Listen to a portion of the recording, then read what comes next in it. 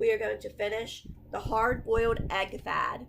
So yesterday we learned that in third grade, the kiddos are loving hard-boiled eggs. Everyone's bringing a hard-boiled egg to lunch. And the best way to open a hard-boiled egg is to whack it against your head. And Ramona whacked her egg against her head, and what happened? The yolk came out. It wasn't hard-boiled. Mom forgot to boil it. So Ramona was an icky, sticky mess and had to go to the nurse's office. Ramona almost ran into Mr. Whitman, the principal, which would have upset her even more.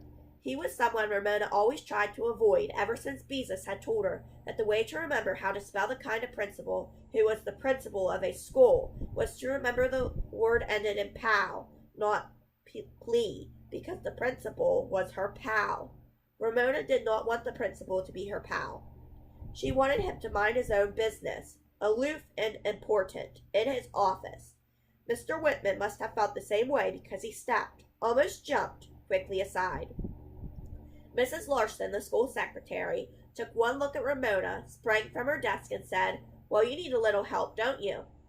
Ramona nodded, grateful to Mrs. Larson for behaving as if eggy third graders walked into her office every day. The secretary led her into a tiny room equipped with a cot, wash basin, and toilet that adjoined the office. "Let's see," said Mrs. Larson. "How shall we go about this? I guess the best way is to wash your hands and dunk your head. You've heard of egg shampoos, haven't you? They are supposed to be wonderful for the hair." "Yow!" yelped Ramona when she dipped her head into the wash basin. "The water's cold." "It's probably a good thing we don't have warmer water," said Mrs. Larson. "You wouldn't want to cook the egg in your hair, would you?" She rubbed and Ramona snuffled. She rinsed and Ramona sniffled. Finally, Mrs. Larson said, "That's the best I could do," and handed Ramona a wad of paper towels. "Dry yourself off the best you can," she said. "You can wash your hair when you get home." Ramona accepted the towels as she sat on the cot, rubbing and blotting and seething in humiliation and anger. She listened to sounds from the office, the click of the typewriter, the ring of the telephone, Mrs. Larson's voice answering. Ramona began to calm down and feel a little better. Maybe Mrs. Kemp would let her wash her hair after school. She could let Willa Jean pretend to be working at a beauty shop and not say anything about her sustained silent reading. One of these days, Willa Jean was sure to catch on that she was just reading a book, and Ramona wanted to postpone that time as long as possible. Toward the end of lunch period, Ramona heard teachers drift into the office to leave papers or pick up messages from their boxes. Then Ramona made an interesting discovery. Teachers talked about their classes. "My class has been so good today," said one teacher. "I can hardly believe it.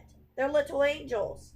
"I don't know what's the matter with my class today," said another. "Yesterday they knew how to subtract, and today none of them seems able to remember." "Perhaps it's the weather," suggested another teacher. Ramona found all this conversation most interesting.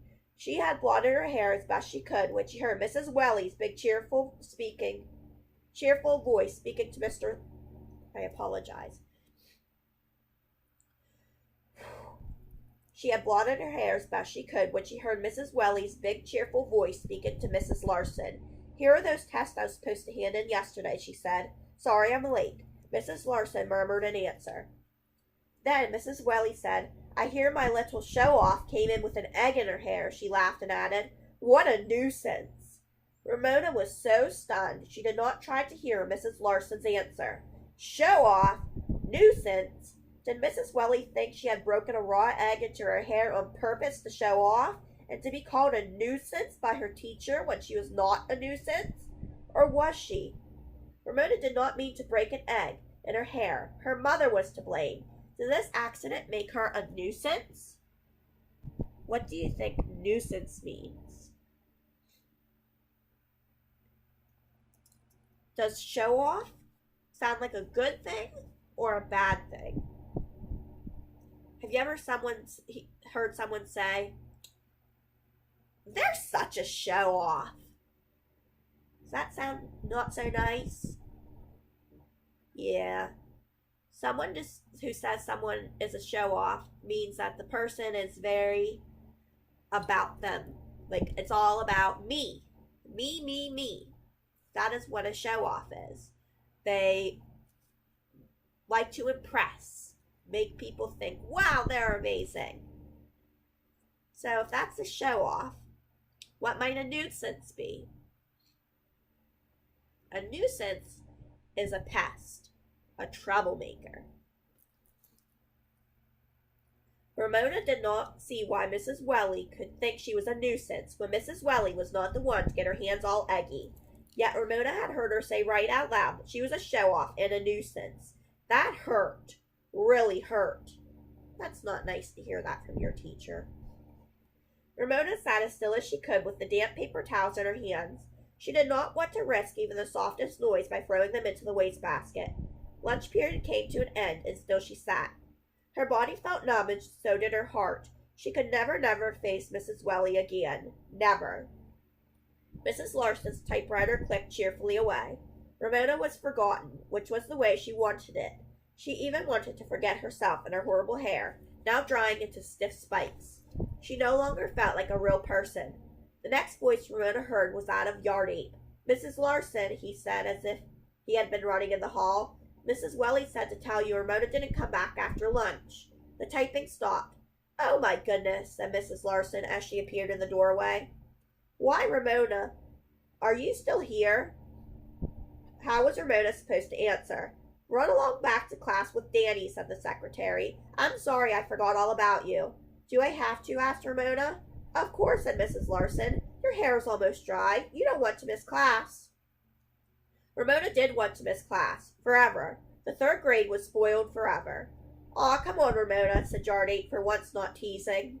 Surprised by sympathy from Yard Ape, Ramona reluctantly left the office. She expected him to go on ahead of her, but instead he walked beside her, as if they were friends instead of rivals. Ramona felt strange walking down the hall alone with a boy. As she trudged along beside him, she felt she had to tell someone the terrible news. Mrs. Welly doesn't like me, she said in a flat voice. Don't let old Welly get you down, he answered. She likes you okay. You're a good kid. Ramona was a little shocked at hearing her teacher called old Welly. However, she squeezed comfort from Yard Ape's opinion. She began to like him. Really like him. When they reached their classroom, Yard Ape, perhaps thinking he had been too nice to Ramona, turned and said to her with his old grin, Egghead. Oh, there was nothing for Ramona to do but follow him into the room. Sustained silent reading, or dear as Mrs. Welly called it, was over, and class was practicing writing cursive capital letters.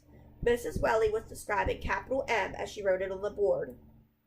Swoop down, swoop up, down, up again, and down.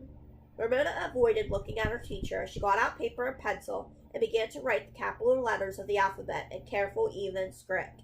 She enjoyed the work, and it soothed her hurt feelings until she came to the letter Q. Ramona sat looking at the cursive capital Q, the first letter of her last name. Ramona had always been fond of Q, the only letter of the alphabet with a neat little tail. She enjoyed printing Q, but she did not like her written Q. She had made it right, but it looked like a big floppy 2, which Ramona felt was a dumb way to make such a nice letter. Ramona decided right then and there that she would never again write a cursive Q. She would write the rest of her last name in cursive, U-I-M-B-Y. She would always, no matter what Mrs. Welly said, print her capital Q's. So there, Mrs. Welly, thought Ramona. You can't make me write a cursive Q if I don't want to. She began to feel like a real person again. We will continue tomorrow with Chapter 4, The Quimby's Quarrel. What is a quarrel?